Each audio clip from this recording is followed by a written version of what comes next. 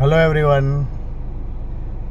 આજે મને એક વિચાર એવો આવ્યો કે જ્યારે બી આપણે ધાર્મિક તહેવારો હોય છે આપણા ઇન્ડિયામાં, શિવરાત્રિ લઈ લો, નવરાત્રિ લઈ લો, ગણપતિ લઈ લો, જન્માષ્ટમી લઈ લો, એ વખતે લોકોના વોટ્સઅપના સ્ટેટસ જુઓ ને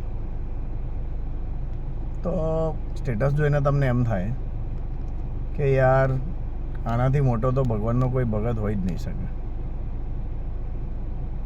પછી એકવાર વિચાર એવો બી આવ્યો કે યાર કદાચ એવું તો નથી ને કે ઉપર યમરાજને ચિત્રગુપ્ત પણ વોટ્સઅપ ચાલુ કરીને બેઠા હોય? એવું તો નથી ને? તમારામાંથી કોઈને એવો ખ્યાલ છે કે કદાચ એમની જોડે વોટ્સઅપ છે? ભાઈ, સ્ટેટસથી ભગવાનને ખબર નહીં પડે કે તમે કોણ છો, શું કર્યું છે? કર્મોથી જ ખબર પડશે. ચિત્રગુપ્ત જોડે વોટ્સએપ નથી, એ સ્ટેટસ જોઈને હિસાબ નથી કરતા, સ્ટેટસ જોઈને લખાણ નથી થતું. શાંતિથી વિચારજો. જય શ્રી કૃષ્ણ.